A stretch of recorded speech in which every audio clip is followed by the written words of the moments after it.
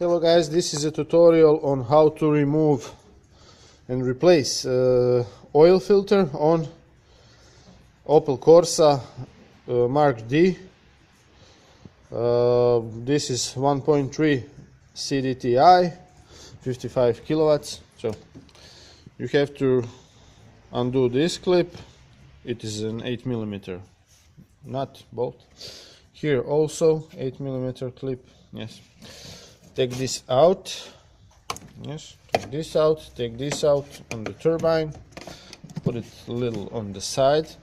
Then you have this bolt. It's a Torx T25.